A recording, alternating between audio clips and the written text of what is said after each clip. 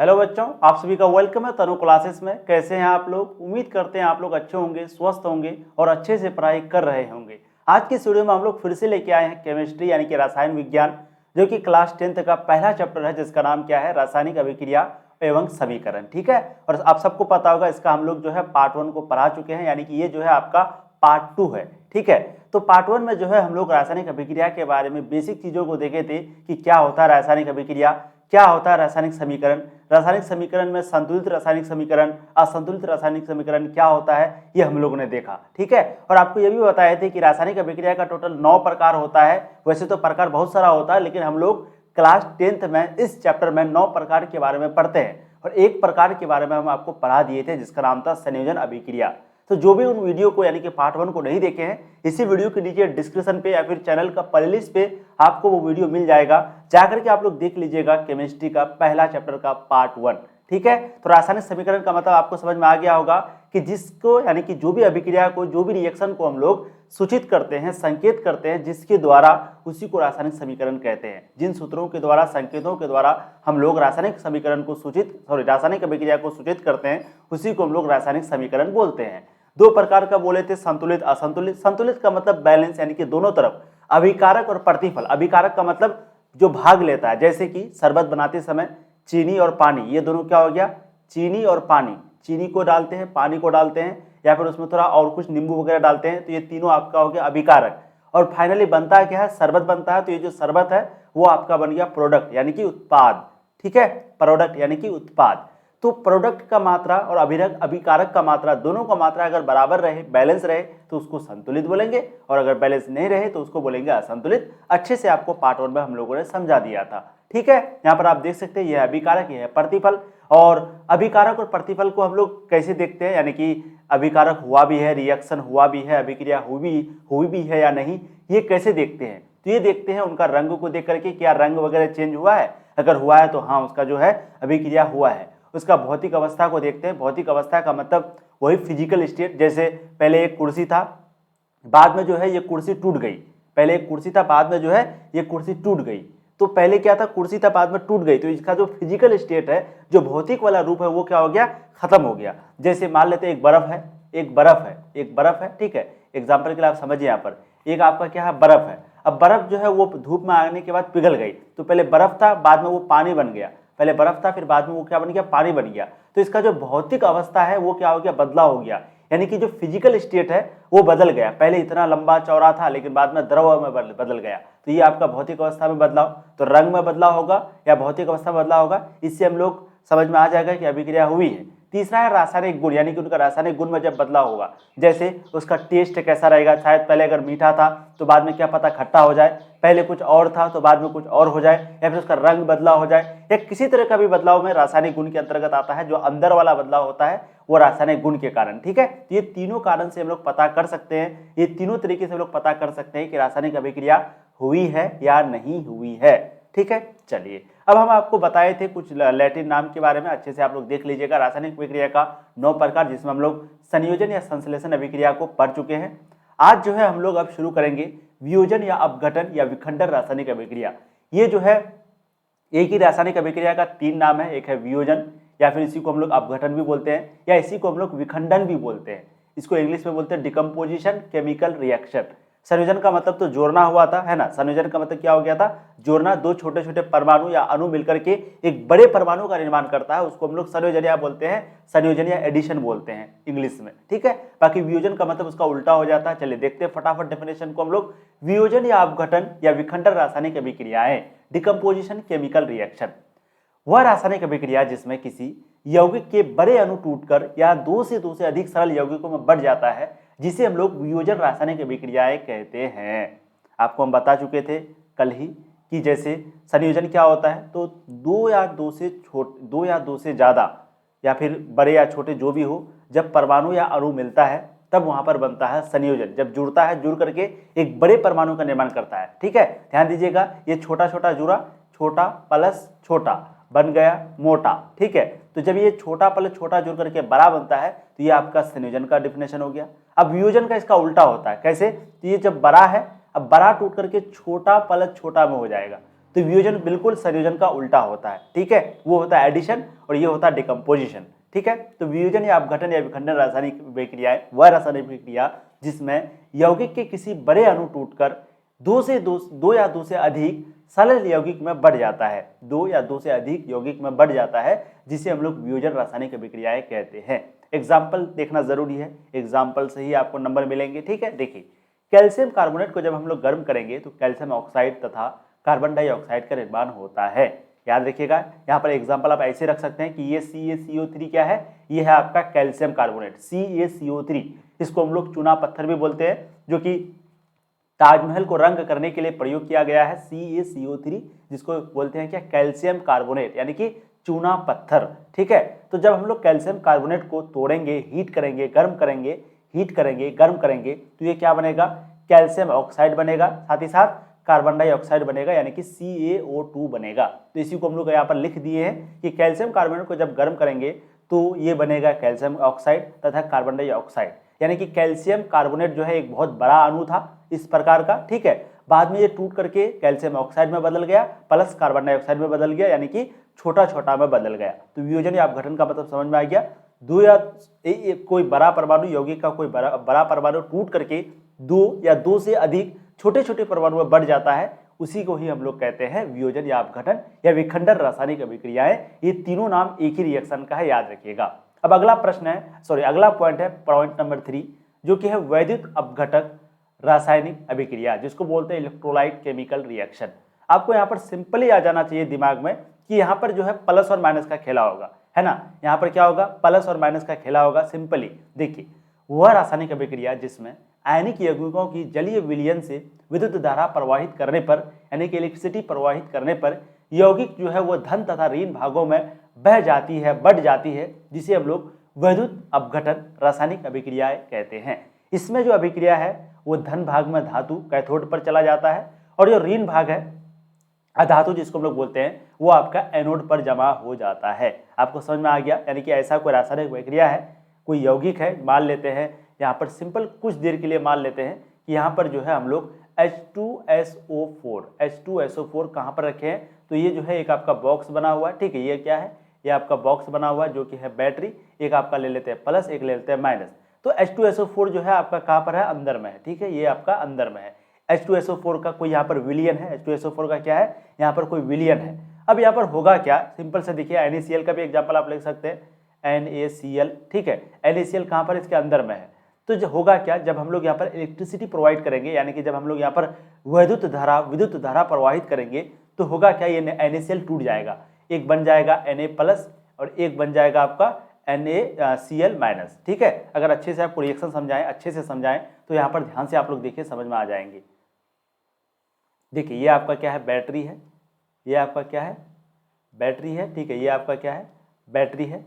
अब इसके अंदर क्या रहता है, तो इसके अंदर जो है NaCl रहता है, H2SO4 रहता है, ठीक है, यानी कि जो भी टूटता है, जो भी आयन टूटता है, जो भी न्यूट्रल रहता है, तो NaCl इस घोल के अंदर है। एक आपका प्लस ले लेते हैं, एक आपका माइनस ले लेते हैं। तो जब ये टूटेगा तो ये टूट करके क्या बनेगा, Na प्लस बनेगा प्लस Cl माइनस बनेगा, ठीक है। और यहाँ पर हम लोग क्या प्रोवाइड करेंगे, जो टूटेगा तो यहाँ पर हम लोग प्रोवाइड करेंगे इलेक्ट्रिसिटी, यानी कि सिंपली कहने का मतलब है विद्युत धारा। क्या बोलेंगे, विद्युत धारा, ठीक है। तो इस तरीके से समझ सकते हैं कि जब हम लोग बैटरी में विद्युत धारा प्रवाहित करेंगे तो ये जो NaCl इसके अंदर मौजूद रहता है वो टूट के बनता है Na प्लस Cl माइनस। अब यहाँ पर आपको दिमाग ये लगाना है कि Na प्लस कहाँ पर जाएगा और Cl माइनस कहाँ पर जाएगा, ठीक है। ये आपको यहाँ पर अच्छे से दिमाग लगाना है।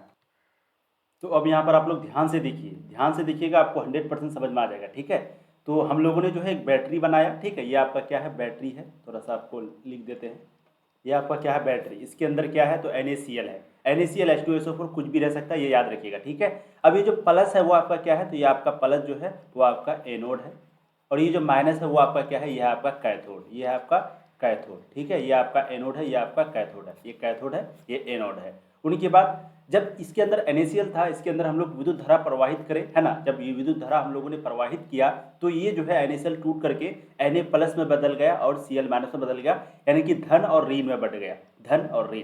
अब आप लोग को यहाँ पर दिमाग लगाना है कि Na प्लस किसके पास जाएगा, तो ये जो Na प्लस है जो कि मतलब कि जो कि प्लस में है ना, तो ये जाएगा माइनस के पास, यानी कि ये जाएगा कैथोड में, जो भी माइनस में रहता है उसके पास जाता है, और जो Cl माइनस है ये आपका जाएगा एनोड में यानी कि प्लस में। ठीक है, तो याद रखिएगा Cl माइनस जो है वो आपका एनोड में जाएगा, यानी कि इसको हम लोग कह सकते हैं धन भाग, ये होगा धन यानी कि पॉजिटिव है तो इसको बोलेंगे धन, और ये जो निगेटिव है इसको बोलेंगे ऋण। ठीक है, इसको क्या बोलेंगे, ऋण।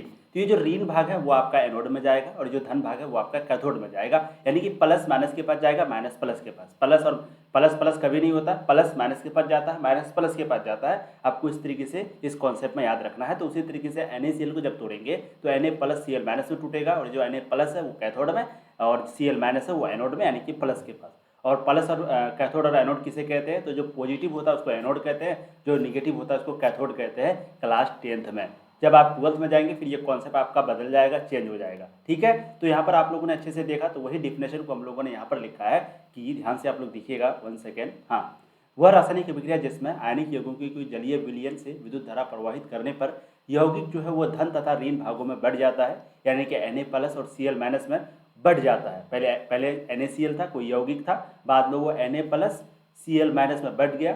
फिर उसको जब हम लोग वैद्युत धारा यानी कि जब वहाँ पर हम लोग रासायनिक, उसी को हम लोग कहते हैं वैद्युत अपघटन रासायनिक अभिक्रिया। और इसमें होता क्या है, तो इस अभिक्रिया में जो धन भाग है, धातु है, वो आपका कैथोड पर चला जाता है। जो धन भाग यानी कि धातु यानी कि Na प्लस, धातु कौन है, Na सोडियम धातु है ना, तो वो चले गया धातु यानी कि कैथोड पर चला गया, और जो ऋण भाग है वो चला गया आपका अधातु यानी कि एनोड पर जमा हो गया। ठीक है, ऋण भाग को अधातु कहते हैं और धन भाग को धातु कहते हैं। धन धातु ऋण अधातु, धन धातु ऋण अधातु, और अधातु जो है वो आपका एनोड पर चला जाता है, अधातु आपका एनोड पर। ठीक है, एग्जाम्पल यहाँ पर आप देखिए, वही चीज़ यहाँ पर लिखा गया है कि सोडियम क्लोराइड का वैद्युत अपघटन कराने पर सोडियम कैथोड पर तथा क्लोरीन एनोड पर जमा हो जाता है। यानी कि जब हम लोग सोडियम क्लोराइड का वैद्युत अपघटन कराएंगे तो सोडियम जो है वो आपका, सोडियम का मतलब हो गया Na, और ये आपका कहाँ चला जाएगा, कैथोड पर, और क्लोरीन जो है वो आपका कहाँ जाएगा, एनोड पर। तो हमने आपको एनोड का मतलब बताया प्लस, और कैथोड मतलब माइनस। तो Na जो है वो आपका कैथोड पर चला जाएगा, याद रखना माइनस प्लस छोड़ दीजिए, जो सोडियम है वो आपका कैथोड पर चला जाएगा, और जो आपका क्लोरीन है वो एनोड पर। अब मैंने माइनस प्लस इसलिए बताया ताकि आपको आसानी से याद रहेगा कि प्लस जो है वो हमेशा माइनस के पास जाता है, और जो माइनस है वो हमेशा प्लस के पास जाता है। ठीक है, ये देखिए आपका बैटरी है, ये आपका इनर इलेक्ट्रोड है, इंटर इलेक्ट्रोड है, ये आपका एनोड है, ये आपका कैथोड है। और यहाँ पर आराम से आप देख सकते हैं कि यहाँ पर जो Cl माइनस है वो आपका कहाँ पर है, तो Cl माइनस जो है यहाँ पर आपका एनोड में है।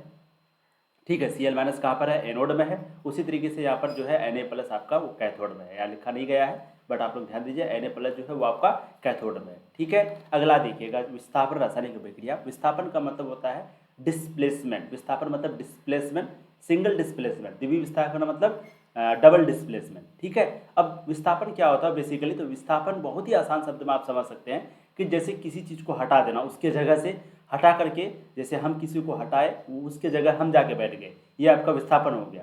विस्थापन जैसे मान लेते हैं यहाँ पर कोई बैठा हुआ था, ठीक है, और हम यहाँ पर है, हम यहाँ पर गए, इसको हटा दिए और यहाँ पर हम बैठ गए, तो ये आपका विस्थापन हो गया। ठीक है, अब यहाँ पर हम लोग दो लोग थे, हम और आप यहाँ दोनों यहाँ पर बैठ करके थे, ये दोनों यहाँ पर हम लोग गए और दो आदमी को यहाँ से हटा दिए या एक आदमी को यहाँ से हटा दिए, तो ये आपका हो गया द्वितीय विस्थापन।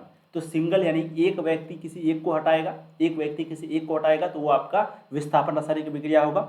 दो या दो से ज़्यादा व्यक्ति को हटाएगा, ध्यान से सुनिए, एक व्यक्ति को हटाएगा तो वो आपका विस्थापन। दो या दो से ज़्यादा व्यक्ति, या तो दो व्यक्ति भी दो को हटाएगा तो भी हम लोग द्वितीय विस्थापन बोलेंगे, या दो से ज़्यादा व्यक्ति भी 3, 4, 5, 6 व्यक्ति को हटाएगा तो भी हम लोग द्वितीय विस्थापन ही बोलेंगे। ठीक है, तो विस्थापन सिर्फ एक के लिए, द्वितीय विस्थापन एक के अलावा सभी के लिए, यानी कि दो से स्टार्ट होता है। तो विस्थापन का मतलब पहले समझते हैं, वह रासायनिक अभिक्रिया जिसमें कोई शक्तिशाली परमाणु या अधिक क्रियाशील परमाणु किसी यौगिक के कम क्रियाशील परमाणु को विस्थापन कर उसका स्थान ग्रहण कर लेती है। बहुत ही आसान है। 1 सेकेंड जी, माइक जो है आपका नीचे था, आवाज़ शायद ठीक ही आ रही होगी। ठीक है, तो बहुत ही आसान है, वह रासायनिक अभिक्रिया जिसमें कोई शक्तिशाली परमाणु, अब जैसे हम अगर किसी को हटाएंगे तो इसका मतलब है हमको शक्तिशाली होना होगा, तभी तो वो हटेगा। क्या अगर हम कमज़ोर रहेंगे तो उसको हटा पाएंगे? उल्टा वो हमको हटा देगा, है ना, वो और हमको वहाँ से भगा देगा। तो किसी को हटाने के लिए उसके जगह से, देखिए सबसे पहले आप उसको हटा भी रहे हैं, फिर उसका जगह भी जाके कब्जा कर रहे हैं, तो उसका जगह जाके आप कब्जा कीजिएगा, उसको हटाइएगा, तो इसका मतलब है कि आपको ताकतवर होना पड़ेगा, उससे ज़्यादा आपको ताकत रखना पड़ेगा, है कि नहीं। अगर उसके पास जो है क्या कहता है, उसके पास थोड़ा ताकत है तो उससे ज़्यादा ताकत आपको रखना होगा, तभी आप उसको हटा पाएंगे, अन्यथा आप उसको नहीं हटा पाएंगे, वो उल्टा आपको हटाएगा। तो इसका मतलब हुआ कि शक्तिशाली होना ज़रूरी है।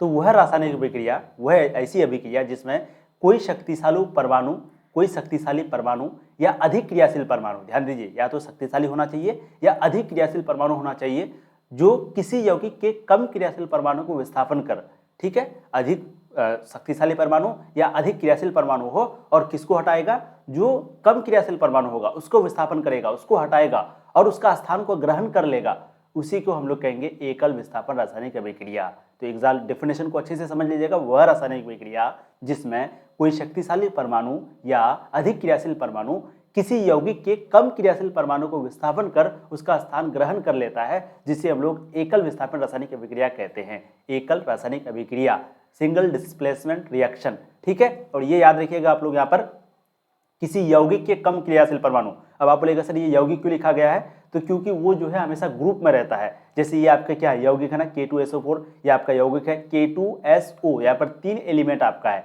एक है सोडियम, पोटेशियम, एक है आपका सल्फर और एक है आपका ऑक्सीजन, 3 यहाँ पर है, तो ये आपका यौगिक बन गया। सिंगल है क्या, नहीं है। अब देखिए होता क्या है, रिएक्शन को ध्यान से समझिए, आपको जो है यहाँ पर सारी चीजें समझ में आ जाएंगी, ठीक है। देखिए यहाँ पर मैं जूम कर रहा हूँ, देखिए ये आपका है पोटेशियम और ये जो है आपका है H2SO4 यानी कि सल्फ्यूरिक अम्ल। ये क्या है, सल्फ्यूरिक अम्ल, और ये आपका क्या है, पोटेशियम, ठीक है। ये पोटेशियम है, ये सल्फ्यूरिक अम्ल है। अब यहाँ पर हुआ क्या, ये जो पोटेशियम है ना, पोटेशियम ये जो है H से ज़्यादा शक्तिशाली है। अब आप लोग बोलेंगे सर ये पता कैसे चलेगा ये ज़्यादा शक्तिशाली है कम शक्तिशाली है, तो हम आपको एक चार्ट देंगे अभी, मतलब अभी नहीं, नेक्स्ट क्लास में एक चार्ट देंगे, वहाँ से आपको ये समझ में आ जाएगा कि कैसे देखना है कि कौन किससे ज़्यादा शक्तिशाली है, ठीक है। अब यहाँ पर सिर्फ ध्यान से देखिए, तो ये जो पोटेशियम है वो H यानी कि हाइड्रोजन से ज़्यादा शक्तिशाली है। अब क्योंकि पोटेशियम ज़्यादा हाइड्रोजन से शक्तिशाली है, तो इसका मतलब ये पोटेशियम जो है वो हाइड्रोजन को हटा देगा। तो ये पोटेशियम हाइड्रोजन को हटा करके पोटेशियम जो है K के जगह में आ गया है और बना दिया K2SO4। तो पहले था H2SO4, लेकिन क्योंकि पोटेशियम ज़्यादा शक्तिशाली था तो वो H को हटा दिया और उसके जगह आ गया K2SO4, और इसी को बोलेंगे विस्थापन अभिक्रिया, यानी कि पहले उसको हटा दिया और उसकी जगह खुद आ गया, ठीक है। और ये हाइड्रोजन जो बेचारा है वो अब अलग हो गया, यानी कि ये अलग हो गया, प्लस H2, तो K2SO4 plus H2 potassium sulphate, ठीक है। इसको क्या बोलेंगे, पोटेशियम सल्फेट। ये आपका क्या है, सल्फ्यूरिक एसिड है, सल्फ्यूरिक अम्ल है, इसको हिंदी में सल्फ्यूरिक अम्ल बोलते हैं। और ये आपका पोटेशियम है, के मतलब पोटेशियम। आगे है एक और एग्जांपल देखिए, Fe प्लस CuSO4। देखिए Fe यानी कि आयरन, Fe आयरन को हम लोग Fe से डिनोट करते हैं, ठीक है। फेरम उसका लैटिन नाम क्या है, फेरम, हम आपको पढ़ा चुके हैं, Fe से क्यों डिनोट करते हैं। और CuSO4 क्यूप्रिक सल्फेट। अब यहाँ पर Fe जो है वो आपका Cu से यानी कि कॉपर से ज़्यादा ताकत रखता है, तो ये Fe क्या करेगा, Cu को हटाएगा और उसके जगह आ जाएगा, है ना। तो देखिए वही चीज़ हुआ है, Fe जो है वो Cu के जगह आ गया है और बना दिया FeSO4 और Cu को अलग कर दिया, ठीक है। तो ये आपका हो गया सिंगल डिस्प्लेसमेंट। अच्छा सिंगल कैसे हुआ, विस्थापन अभिक्रिया तो हुआ, एक विस्थापन अभिक्रिया कैसे हुआ, तो देखिए ये एक ही था, ये सिंगल एक ही था ना, ये एक आया और एक को ही हटाया। उसी तरीके से एक आया, Fe आया और ये Cu को हटाया। उसी तरीके से पोटेशियम आया, हाइड्रोजन को हटाया। तो एक आया, एक को हटाया, एक परमाणु आया, एक परमाणु को हटाया, ये आपका सिंगल कहलाएगा, यानी कि एकल विस्थापन रासायनिक अभिक्रिया। एक आए, एक को ही हटाए, तो ये आपका एकल रासायनिक अभिक्रिया। अब आगे हम लोग देखेंगे दो को हटाने वाला। अब देखेंगे दो को, द्वितीय विस्थापन रासायनिक अभिक्रिया, यानी कि डबल डिस्प्लेसमेंट रिएक्शन। देखिए वह रासायनिक अभिक्रिया जिसमें किसी यौगिक के अधिक क्रियाशील परमाणु द्वारा, यहाँ पर भी वही चीज है, किसी यौगिक का अधिक क्रियाशील परमाणु होना चाहिए, किसी यौगिक का अधिक क्रियाशील परमाणु होना चाहिए और अन्य यौगिक के कम क्रियाशील परमाणु को विस्थापित कर उसका स्थान ग्रहण कर लेता है। इस प्रक्रिया को हम लोग द्वितीय विस्थापन रासायनिक अभिक्रिया कहते हैं। कैसे, देखिए पहले आपका क्या था कि सिंगल एक परमाणु था, सिर्फ एक परमाणु पोटेशियम था, एक परमाणु आयरन था, और यौगिक के परमाणु या अणु को हटा दिया। तो ये आपका यौगिक है, ये आपका, अच्छा यौगिक कैसे पता चलता है, तो दो या दो से अधिक अगर उसमें परमाणु रहे, तो यहाँ पर हाइड्रोजन है, सल्फर है, ऑक्सीजन है, यहाँ पर कॉपर है, सल्फर है, ऑक्सीजन है, तो यहाँ पर तो 3 है, तो इसका मतलब ये यौगिक हो गया, ठीक है। और सिर्फ एक है, सिर्फ के है, तो ये के आपका क्या हो गया, ये आपका सिंगल रह गया, मतलब कि ये आपका, इसको हम लोग सिर्फ बोलेंगे परमाणु, मतलब अणु भी बोल सकते हैं, परमाणु बोल सकते हैं, लेकिन ये आपका यौगिक नहीं हुआ, ये सिंगल हुआ, और ये आपका क्या हो गया, यौगिक हो गया। तो हम लोग क्या बोले कि कोई शक्तिशाली परमाणु या अणु के द्वारा किसी यौगिक के, ध्यान से सुनिए यहाँ पर डेफिनेशन को, डेफिनेशन कैसे था, डेफिनेशन को याद रखने का, किसी परमाणु या अणु के द्वारा किसी यौगिक के परमाणु या अणु को हटाना, किसी परमाणु या अणु के द्वारा, ध्यान से सुनिए, किसी परमाणु या अणु, यानी कि आयरन आपका अणु परमाणु हो गया, उसके द्वारा किसी यौगिक के, यानी कि ये पूरे यौगिक का कोई भी एक परमाणु को हटाना या कोई भी एक अणु को हटाना ही कहलाएगा एकल विस्थापन। तो एक परमाणु से किसी यौगिक का एक परमाणु या अणु को हटाते थे। अब यहाँ पर हम लोग यौगिक का ही परमाणु से, अब यहाँ पर क्या करेंगे, यहाँ पर तो एक परमाणु को लेते थे और किसी यौगिक का एक परमाणु को हटाते थे या एक अणु को हटाते थे, लेकिन अब यहाँ पर हम लोग यौगिक लेंगे सीधा। अब यहाँ पर बात जो है यौगिक में आ गई, यानी कि ग्रुप में आ गई। तो वह रासायनिक अभिक्रिया जिसमें किसी यौगिक के अधिक क्रियाशील परमाणु, यौगिक के अधिक क्रियाशील परमाणु का मतलब हो गया क्या कि ये पूरा यौगिक है। अभी यहाँ पर कितना है, पोटेशियम भी है, कार्बन भी है, ऑक्सीजन भी है, ये भी आपका यौगिक हो गया। यहाँ पर हाइड्रोजन भी है, सल्फर भी है, ऑक्सीजन भी है, तो ये भी आपका यौगिक हो गया। तो यहाँ पर 2 यौगिक है, तो अभी हम लोग यौगिक का बात कर रहे हैं, ठीक है। तो वह रासायनिक अभिक्रिया जिसमें किसी यौगिक के अधिक क्रियाशील परमाणु द्वारा अन्य यौगिक के कम क्रियाशील परमाणु को विस्थापित कर उसका स्थान ग्रहण कर लेता है, इस प्रक्रिया को द्वितीय विस्थापन रासायनिक अभिक्रिया कहते हैं। वैसे ही है यहाँ पर, जैसे एग्जाम्पल के लिए देख सकते हैं K2CO3 पोटेशियम कार्बोनेट, जब H2SO4 ये दोनों रिएक्ट करता है तो यहाँ होता है क्या है, क्योंकि हम लोग जानते हैं कि ये जो पोटेशियम है वो हाइड्रोजन से ज़्यादा है, शक्तिशाली है। अभी हमने आपको बताया पोटेशियम जो है वो हाइड्रोजन से ज़्यादा ताकत रखता है, तो इसका मतलब है कि ये जो पोटेशियम है वो हाइड्रोजन को हटाएगा, है ना, और इसके जगह आ जाएगा। तो पोटेशियम जब हाइड्रोजन को हटा देगा, इसके जगह आएगा तो क्या बनाएगा, K2SO4, क्योंकि H2 को हटाएगा उसकी जगह क्या आएगा, तो बन गया K2SO4। अब ये H2 क्या करेगा, तो H2 जो है वो आपका K2 के जगह वापस चला जाएगा और यहाँ बन जाएगा H2CO3।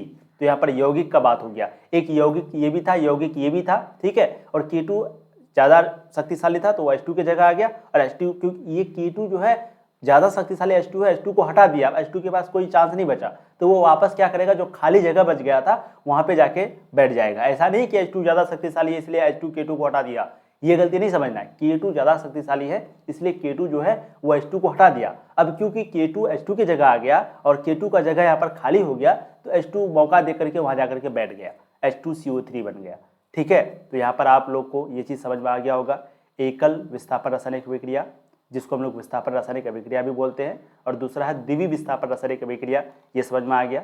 उनके बाद उससे पहले वैद्युत अपघटन रासायनिक अभिक्रिया भी आपको अच्छे से बता दिए कि इलेक्ट्रिसिटी विद्युत धारा प्रवाहित करेंगे तो वो ऋण और धन भाग में बढ़ जाएगा, यानी कि NaCl जो है Na+Cl- में टूट जाएगा, Na+ जाएगा, प्लस है तो माइनस के पास जाएगा, माइनस कौन है आपका, तो वो आपका है कैथोड, और जो आपका ये है Cl- है तो वो आपका जाएगा एनोड के पास, यानी कि प्लस के पास।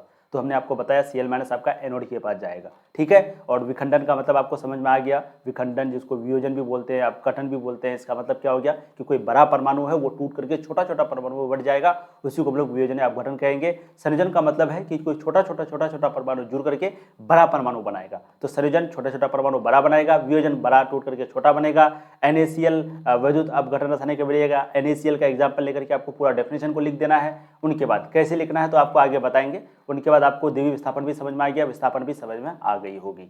उम्मीद करते हैं ऐसा। वीडियो को लाइक कर दीजिए। नेक्स्ट पॉइंट पर चलते हैं। नेक्स्ट पॉइंट आपका है जो कि है प्रकाश रासायनिक अभिक्रिया, जिसको हम लोग बोलते हैं फोटोकेमिकल रिएक्शन, प्रकाश रासायनिक अभिक्रिया। इसका तो सिंपल सा डेफिनेशन आपको सही समझना है कि सूर्य प्रकाश की उपस्थिति में कोई भी रिएक्शन होता है, सूर्य प्रकाश की उपस्थिति में कोई भी रिएक्शन होता है, कोई भी अभिक्रिया होती है, उन्हीं को हम लोग प्रकाश रासायनिक अभिक्रिया बोलते हैं। उससे पहले वीडियो को लाइक, चैनल को सब्सक्राइब और शेयर फटाफट कर दीजिए। आप लोग बहुत सारे नए स्टूडेंट हैं जो शेयर नहीं कर रहे हैं, आप लोग शेयर कीजिए, ठीक है। ये बिल्कुल नया चैनल है, आप लोग ऐसी तरीके से यहाँ पर पढ़ाई जाएगी। चलिए, प्रकाश रासायनिक अभिक्रिया, फोटोकेमिकल रिएक्शन, वह रासायनिक अभिक्रिया जो सूर्य प्रकाश की उपस्थिति में घटित हो उसे हम लोग प्रकाश रासायनिक अभिक्रिया कहते हैं। प्रकाश, सूर्य प्रकाश होना चाहिए इस रिएक्शन के लिए। अब एग्जाम्पल आप यहाँ पर देखिए फटाफट, 3-4 एग्जाम्पल है जो कि आपको जानना बहुत जरूरी है, आपके 10th क्लास में दिया गया है, ठीक है, ध्यान से देखिएगा। देखिए, क्लोरीन गैस यानी कि Cl2 को जब हम लोग हाइड्रोजन गैस के साथ सूर्य के प्रकाश की उपस्थिति में अभिक्रिया कराएंगे तो बनेगा हाइड्रोजन क्लोरीन अम्ल। ध्यान से दीजिएगा, बहुत आसान है। HCl के बारे में हमको लगता है आप सब जानते होंगे। HCl के बारे में आप सब जानते होंगे ना। HCl बनता है कैसे है, तो HCl जो है H2 + Cl2 यानी कि हाइड्रोजन गैस और क्लोरीन गैस जब मिलता है तो बनता है HCl, है ना। हाइड्रोजन और जब ये गैस बनता है तो क्या बनता है, HCl बनता है। अब आप जानते हैं हाइड्रोजन गैस और Cl2 गैस मिलता है, HCl बनता है, लेकिन ये किसकी उपस्थिति में बनता है, तो सूर्य प्रकाश की उपस्थिति में। याद रखिएगा, सूर्य प्रकाश की उपस्थिति में। तो क्लोरीन गैस यानी कि Cl2 और हाइड्रोजन गैस यानी कि H2 सूर्य प्रकाश की उपस्थिति में जब भी रिएक्शन होता है, जब भी अभिक्रिया होता है सूर्य प्रकाश की उपस्थिति में, तब ये बनाता है हाइड्रोजन क्लोरीन अम्ल HCl। H2Cl2 मिलके बना HCl। Sl का मतलब होता है सनलाइट यानी कि सूर्य प्रकाश की उपस्थिति में, यानी कि Sl सूर्य प्रकाश की उपस्थिति में। समझ में आ गया। नेक्स्ट रिएक्शन को देखते हैं। रिएक्शन 2 है आपका मीथेन को जब हम लोग सूर्य प्रकाश की उपस्थिति में क्लोरीन गैस के साथ अभिक्रिया करेंगे तो ये 4 चरणों में संपन्न होती है। यानी कि जब हम लोग मीथेन का मतलब होता है CH4, जब हम लोग जाएंगे 4th चैप्टर में, कार्बनिक यौगिक वाला चैप्टर जो आपका है, वहाँ पर आपको मीथेन के बारे में, इथेन के बारे में, ब्यूटेन के बारे में, प्रोपेन के बारे में, सबके बारे में अच्छे से समझा देंगे। ठीक है, तो ये आपका CH4 क्या हो गया, मीथेन हो गया। CH4 कार्बन और हाइड्रोजन का जो सम्मिलित रूप है, इसी को हम लोग मीथेन बोलते हैं। ठीक है, CH4 मीथेन का सूत्र क्या है, CH4। तो इसको जब हम लोग सूर्य प्रकाश की प्रेजेंस में, यानी कि सूर्य प्रकाश की उपस्थिति में Cl2 के साथ रिएक्शन करेंगे, यानी कि Cl2 के साथ रिएक्शन करेंगे, तब ये अभिक्रिया होने के बाद टोटल 4 चरणों में अभिक्रिया होता है। एक चरण में नहीं, कितना, 4। देख लीजिए, देखिए ये आपका क्या था, H2 + Cl2 था। इसको जब हम लोग गर्म किए तो ये क्या बना, HCl बना। इसको जब हम लोग गर्म किए, सनलाइट मतलब कि सूर्य प्रकाश की उपस्थिति में जब रिएक्शन करवाए तो H2 + Cl2 मिलकर के बना HCl। ठीक है, अब आगे देखिए 4 चरण कौन कौन सा है। तो मैंने क्या कहा कि आपको एक मीथेन लेना है, उसको सूर्य प्रकाश की उपस्थिति में क्लोरीन गैस के साथ, यानी कि क्लोरीन गैस के साथ रिएक्शन करवाना है। तो मीथेन को जब हम लोग क्लोरीन गैस के साथ रिएक्शन करवाएंगे सूर्य प्रकाश की उपस्थिति में, तब क्या बनेगा, CH3Cl + HCl बनेगा, यानी कि HCl तो ये हमेशा बनेगा। ठीक है, तो यहाँ पर ध्यान ये देना है सिर्फ कि HCl यानी कि एक Cl आपका यहाँ पर आ गया। ठीक है, उनके बाद एक Cl आपका बच गया और एक H आपका यहाँ आ गया। तो इनसे यानी कि याद रखने का निंजा टेक्निक यही है कि यहाँ पर दिमाग सिर्फ इतना लगाना है, आपको दिमाग सिर्फ यहाँ पर इतना लगाना है, ध्यान से देखिएगा, आपको दिमाग सिर्फ इतना लगाना है कि यहाँ पर जब एक HCl बनेगा, इससे जब यहाँ पर एक HCl बनेगा, मान लेते हैं आपको ये तो पता ही है कि जब भी H और Cl का रिएक्शन होता है तो HCl बनता है। तो HCl बनाने के लिए आपको क्या चाहिए, एक Cl चाहिए, एक Cl यानी कि एक क्लोरीन चाहिए और एक हाइड्रोजन चाहिए। तो यहाँ से आपको एक हाइड्रोजन ले लेना है, यहाँ से आपको एक क्लोरीन ले लेना है। तो जब एक हाइड्रोजन यहाँ से ले लेंगे तो यहाँ पर कितना बचेगा, 3 हाइड्रोजन, और एक क्लोरीन यहाँ से ले लेंगे तो यहाँ पर कितना क्लोरीन बचेगा, 1 क्लोरीन। तो यहाँ पर एक हाइड्रोजन बनेगा, तो इसका मतलब क्या हो गया, क्लोरीन C जो है वो रह जाएगा, कार्बन रह जाएगा। तो एक हाइड्रोजन और एक क्लोरीन मिलकर के HCl बना दिया। ठीक है, अब यहाँ पर सिर्फ एक खत्म हो गया हाइड्रोजन, तो यहाँ पर 3 हाइड्रोजन बचा, तो यहाँ पर हम लोग लिख देंगे CH3, क्योंकि 3 हाइड्रोजन बचा तो H3, और यहाँ पर क्लोरीन कितना बचा, तो क्लोरीन भी जो है वो आपका सिर्फ एक बचा, तो Cl। याद रखने का इस तरीके से तरीका है। ठीक है, अब जो दूसरा वाला स्टेप होगा, यानी कि 4 चरण है, जो दूसरा चरण होगा वहाँ क्या करेंगे, हम लोग फिर से CH3Cl को उतार देंगे हूबहू। जैसे ये CH3Cl है तो उसको हम लोग कहाँ उतार दिए, यहाँ पर उतार दिए CH3Cl। ठीक है, फिर से इसको Cl2 के साथ रिएक्शन करवाएंगे, इसको क्या करेंगे, फिर से Cl2 के साथ रिएक्शन करवाएंगे। अब यहाँ पर क्या होगा, ध्यान से सुनिए, देखिए फिर से हम लोग को क्या लेना है, एक क्लोरीन को लेना है और एक हाइड्रोजन को लेना है, एक क्लोरीन को लेना है, एक हाइड्रोजन को लेना है। तो यहाँ पर ध्यान से अगर देखिएगा, और क्लोरीन को वही वाला क्लोरीन को लेना है जो कि आपका दूसरा साइड में है। अब ऐसा नहीं कि हम लोग इस क्लोरीन को ले लिए, नहीं, आपको जो दूसरा साइड में है, प्लस में है, उस क्लोरीन को लेना है, क्योंकि जो रिएक्शन होता है वो ऐसा थोड़ी कि एक ही से रिएक्शन होता है। अरे भाई, हम लोग पानी और चीनी मिलेगा तभी तो शरबत बनेगा, ऐसा थोड़ी कि चीनी मिलकर शरबत बनेगा, ऐसा है क्या, नहीं है। भले ही चीनी के पास पानी हो तब भी वैसा नहीं होगा। तो आपको क्लोरीन जो है इस साइड वाला लेना है। तो एक हाइड्रोजन यहाँ से ले लिए, जब एक हाइड्रोजन यहाँ से ले लेंगे तो यहाँ पर क्या बचेगा, CH2, और एक क्लोरीन यहाँ ऑलरेडी है तो यहाँ पर बच गया CH2। ठीक है, उनके बाद यहाँ से हम लोग क्या ले लेंगे, एक Cl ले लेंगे, तो एक Cl और यहाँ से एक हाइड्रोजन ले लिए, तो यहाँ तो HCl बन गया। अब यहाँ पर एक Cl बच गया और यहाँ पर CH2 बच गया, तो एक Cl जो यहाँ पर बच गया ये फिर ऑटोमेटिक इसके साथ जुड़ जाएगा। ध्यान से सुनिएगा, यहाँ पर देखिए कैसे हम कर रहे हैं। आपका वहाँ पर क्या था, CH3Cl + Cl2। ठीक है, यहाँ से क्या करना है, सबसे पहले एक Cl को ले लेना है, एक H को ले लेना है और बना देना है HCl, बना देना है HCl। ठीक है, अब यहाँ पर जो है एक Cl बच गया, क्योंकि एक Cl यहाँ पर ले लिए तो एक Cl यहाँ पर बच गया ना, तो ये Cl क्या करेगा, ऐसे अलग रहेगा, नहीं रहेगा, ये आपका जुड़ जाएगा इस Cl के साथ। ठीक है, और एक हाइड्रोजन यहाँ ऑलरेडी निकल चुका है, तो यहाँ पर क्या बचा, एक हाइड्रोजन जब निकल गया तो कार्बन कार्बन रह गया, और एक हाइड्रोजन निकल गया तो यहाँ पर CH2 हो गया, क्योंकि एक हाइड्रोजन यहाँ पर निकल गया। ठीक है, उनके बाद एक Cl पहले से था और एक Cl यहाँ पर जो बचा हुआ था वो आ गया। ठीक है, यहाँ पर जो बचा हुआ था, क्योंकि यहाँ पर एक ही Cl दिए हैं, तो ये Cl यहाँ करके जुड़ करके बना देगा Cl2, तो CH2Cl2 हो गया। तो यहाँ पर देखिए CH2Cl2 + HCl। ठीक है, अब जो तीसरा चरण होगा वो क्या होगा, तो आप लोग को खुद बताना है। ये जो CH2Cl2 है फिर से यहाँ पर आ जाएगा, ये जो CH2Cl2 है ये आपका नीचे होगा। ठीक है, CH2Cl2 जो है यहाँ फिर से आ गया। अब यहाँ पर अगला इसमें करते हैं, यहाँ पर आपका क्या था, CH2 + Cl2। ठीक है, अब यहाँ पर क्या होगा, तो फिर से आपको यहाँ पर HCl को निकालना है, HCl को निकालना है। एक क्लोरीन यहाँ से निकल जाएगा, यहाँ से एक क्लोरीन निकल जाएगा Cl, ठीक है। उसके बाद एक हाइड्रोजन यहाँ से निकल जाएगा HCl, तो HCl बन गया। अब एक हाइड्रोजन यहाँ से निकल गया, तो इसका मतलब यहाँ पर हाइड्रोजन कितना बच गया, सिर्फ एक CH, ठीक है। उनके बाद अच्छा CH2Cl था यहाँ पर, CH2Cl था, CH2Cl2 था यहाँ पर, सॉरी फॉर डेट। अच्छा एक बार और नया रिएक्शन करते हैं, रिएक्शन देखिए गलत नहीं करना है। CH2Cl2 plus Cl2। आप बोलिएगा सर ये कहाँ से लेके आए, तो यहाँ पर ध्यान से अगर देखिएगा तो हम लोग के पास क्या बचा है, CH2Cl2 बचा है ना, CH2Cl2 बचा है ना। अब CH2Cl2 के साथ हम लोग क्या ऐड करेंगे, तो CH2Cl2 के साथ हम लोग ऐड करेंगे Cl2। अब ये क्या बनेगा, तो सिंपली आपको दिमाग लगाना है कि ये जो मतलब कि यहाँ से सबसे पहले एक HCl हम लोग को निकालना है। HCl निकालने के क्या करेंगे, तो यहाँ पर एक क्लोरीन, इस वाले से एक क्लोरीन को निकाल लेंगे, तो यहाँ पर लिख देंगे Cl, ठीक है। उनके बाद यहाँ से एक हाइड्रोजन को निकाल लेंगे और यहाँ पर H लिख देंगे, तो ये आपका HCl बन गया, ठीक है। अब आगे देखिएगा यहाँ पर ध्यान से, यहाँ से एक क्लोरीन निकल गया, तो यहाँ पर एक क्लोरीन बच गया, ठीक है। और यहाँ पर आपका एक हाइड्रोजन बच गया, तो एक बार लिख लीजिए इसको CH, सिर्फ एक ही हाइड्रोजन अभी बचा। बोलेगा कैसे, तो एक हाइड्रोजन यहाँ दे दिए तभी तो HCl बनाया ना, तो एक हाइड्रोजन यहाँ पर बच गया। और ये जो Cl2 है आपका और एक Cl इधर है, क्योंकि एक Cl को दिए है तो एक Cl अभी भी बचा हुआ है ना, तो ये Cl2 था और एक Cl और आ गया, तो अब यहाँ क्या हो गया, Cl3 हो गया, CHCl3, CHCl3 और ये HCl, तो यहाँ पर लिख देंगे CHCl3,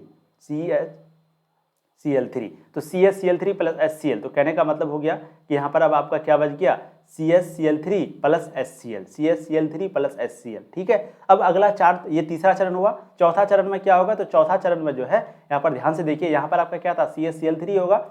अब CHCl3 के साथ फिर से Cl2 को ऐड करेंगे, फिर से एक HCl यहाँ से निकलना है, तो एक Cl यहाँ से निकल जाएगा और एक H यहाँ से निकल जाएगा। जब तक H नहीं खत्म हो तब तक आपको रिएक्शन करते रहना है, ठीक है। उनके बाद अब यहाँ पर जब एक H हम यहाँ से निकाल दिए और यहाँ से भी एक क्लोरीन निकाल दिए, तो यहाँ पर कुछ बचा क्या, यहाँ पर एक भी H नहीं बचा, तो सिर्फ C लिख देंगे, सिर्फ C लिख देंगे। उसके बाद Cl3 है तो Cl3, अब Cl3 की जगह Cl4 लिखेंगे, क्योंकि एक Cl को हम लोग यहाँ पर दे दिए हैं, यहाँ पर अभी भी एक Cl बचा हुआ है, तो ये हो जाएगा CCl4। ये क्या हो जाएगा, CCl4। कैसे, तो एक हाइड्रोजन को दे दिए और एक हाइड्रोजन को दे दिए, एक Cl को यहाँ से दे दिए, तो ये बना दिया HCl। अब यहाँ पर एक Cl मेरा बचा हुआ, तो ये Cl यहाँ करके जुड़ गया और Cl3 की जगह अब हो गया Cl4, ठीक है। अब क्या हो गया, Cl4, ठीक है। तो ये चार रिएक्शन जो है आपको अच्छे से 1 सेकेंड,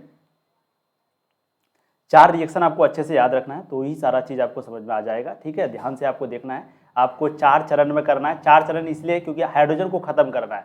अब हाइड्रोजन को जब आप खत्म करेंगे तो एक एक करके ही तो खत्म होगा, एक बार में 2 थोड़ी होगा।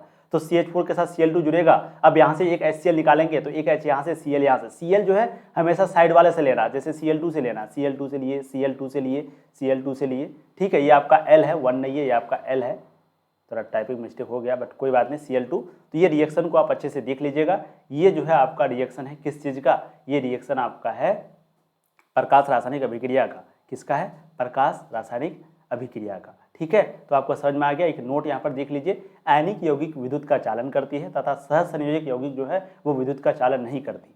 तो आयनिक यौगिक, आयनिक का मतलब ही आपको समझ में आ जाना चाहिए। आयनिक मतलब जहाँ से इलेक्ट्रिसिटी वगैरह प्रोवाइड होता है, तो जैसे हम लोग Na+Cl- देखे थे, तो ये क्या करता है, विद्युत का चालन करता है।